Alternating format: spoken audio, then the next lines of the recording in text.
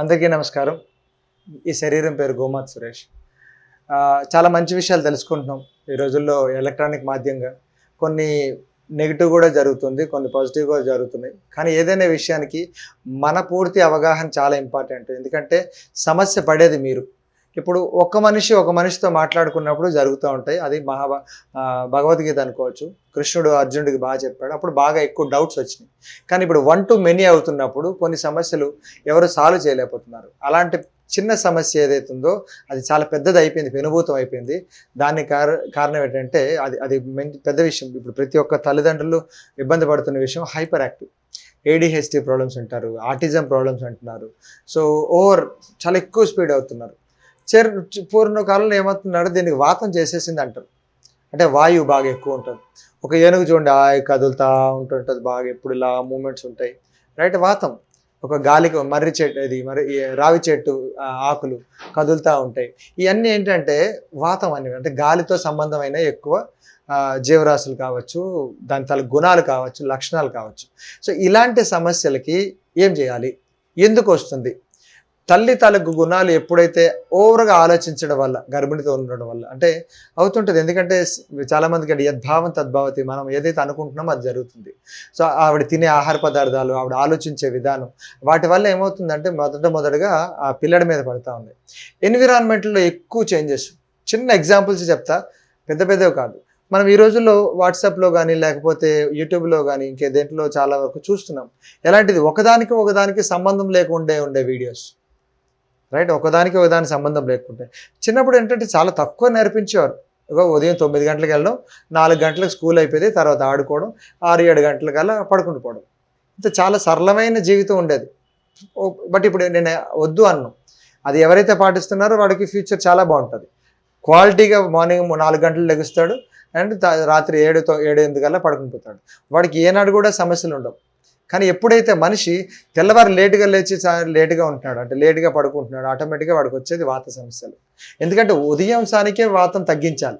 అందుకు తెల్లవారు లేచిన వెంటనే దంతదానం చేస్తుంటాం, ఎక్సర్సైజ్ చేసుకుంటాం, మలమూత్రాలు బాగా విసర్జిస్తాం. దీనివల్ల ఏమవుతుంది, శరీరంలో వాతం ఫస్ట్ వెళ్ళిపోతుంది. మళ్ళీ శరీరానికి బాగా ఆకలి వేస్తుంటుంది. 7 గంటలకల్లా కడుపు నిండా తినేసేవారు.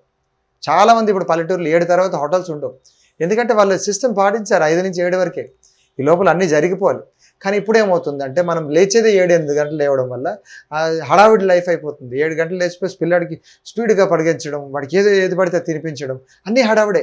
వాడు లేచినప్పటి నుంచి బ్రష్ హడావిడి అండ్ చాలామంది తల్లులు చూస్తున్నాను, ఆ మానసికంగా వ్యధ పిల్లాడి మీద యాక్టివ్గా పడిపోతుంది.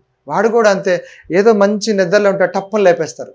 నిద్రలో ఉన్న లేపేసి, ఎందుకు రాత్రి 11 పడుకున్నాడు కదా, రాత్రి 9, 10, 11 దాటిపోయిన తర్వాత పడుకున్నాడు కదా, అప్పుడు వాడికి ఏమవుతుంది, తెల్లవారిసరికి మంచి నిద్ర పడుతుంది. ఆ తెల్లవారి సంధ్య బాగా ఉదయం వల్ల సూర్యోదయం బాగా జరుగుతున్నప్పుడు నిద్ర పడుతుంది, ఆగిపోతారు. అక్కడి నుంచి హైపర్ యాక్టివ్ స్టార్ట్ అయిపోతాడు. ఆ స్టార్ట్ అయిపోవడం, చదువు, ఈ పీరియడ్ 40 మినిట్స్ తర్వాత ఇంకో పీరియడ్, మళ్ళీ ఆడు స్కూల్ నుంచి రాగానే ఇంకో ట్యూషన్, మళ్ళీ ఇంకో అబాకస్, లేకపోతే డ్యాన్సు, స్పోర్ట్స్. ఏమవుతాడండి శరీరం అంత పడిపోయిన ఒక వాతావరణం. ఆడు పెరిగాడు కాబట్టి అది వాతం అయిపోయి కొన్ని రోజులు ఆడు విపరీతమైన వీడియోలు చూసి ఒకదానికి సంబంధం లేకుండా రిమోట్లు మారుస్తూ వాళ్ళ హైపర్ యాక్టివ్ వచ్చింది. ఏం చేయాలి? చిన్న సమస్య. వాడికి హైపర్ యాక్టివ్ ఉన్నాడు, ఒక గాలిపటం అటు ఇటు ఊగుతుంది. ఏం చేస్తాం? మాంజాన్ని గట్టిగా లాగుతాం. అలాగే మనం కూడా చేయాల్సింది ఏంటంటే వాడి తాలూకు మనసుని గట్టిగా లాగి పట్టుకొని ఉంచాలి. ఆ పట్టుకునే దాంట్లో భాగంగా దాన్ని కఫాన్ని యాడ్ చేయాలి. అంటే బరువైన తీపి పదార్థాలు, చప్పటి పదార్థాలు ఎక్కువ ఇస్తున్నాను. ఇంట్లో చేసినవే. బరువైన తీపి పదార్థాలు ఏముంటుంది? పాయసాలు ఉంటాయి, ఇంట్లో చేసుకున్న పరవాన్నాలు ఉంటాయి, లేకపోతే మనం ఇంకా బొబ్బట్లు ఉంటాయి, బాగా నెయ్యిని బాగా రంగరించి పాకం పట్టినవి, ఇలాంటివన్నీ ఎక్కువగా ఇవ్వాలి. వీలైనంతసేపు ఎక్కువ పడుకునేడానికి ఏవైతే అవకాశం ఉంటాయో అవన్నీ ఇస్తుండాలి. వాడికి ఎన్విరాన్మెంట్ పడుకునేవే బాగా చూపించాలి. మంచి స్మూతీ పాటలు, రైట్. 1, 2, 3 ఛానల్ లాక్ చేసేయండి. అన్నీ ఏం వాడించదు. ఒకరోజు కావాలంటే టీవీ పాడు చేసేయండి, టీవీలు తీయండి. ఎందుకంటే పిల్లలు ఒక్కసారి హైపర్ యాక్టివ్ అయిపోతే ఎవరు కూడా తగ్గించారు. ఆటిజం ప్రాబ్లమ్స్ ఇప్పుడు 40% to 60% అయిపోయాయి. అదే వేరే కంట్రీస్లో ఎక్కువ అయిపోతుంది. పిల్లలు బాగా ఎక్కువ అయిపోతున్నారు హైపర్ యాక్టివ్. సో ఇది మనం ప్రతి ఒక్కరిలో ఆలోచించాల్సింది. తండ్రి ఎక్కువ వాడుతూ ఆడుతూ ఉండాలి, తల్లి బాగా నర్సింగ్ చేసుకుంటూ మంచిగా తీపి పదార్థాలు బాగా ఎక్కువ ఏమైపోదు. ఇంట్లో చేసిన తీపి పదార్థాలు తింటూ బాగా తండ్రి బాగా ఆడుతూ ఉంటే వాడికి ఎటువంటి సమస్యలు రావు. మనం బయట నుంచి కూల్ డ్రింకులు తెచ్చేసి, బయట నుంచి స్వీట్లు తెచ్చేసి, పాయసాలు పెట్టేసి అబ్బో లేని పనులన్నీ చేసేస్తే అప్పుడు వస్తాయి.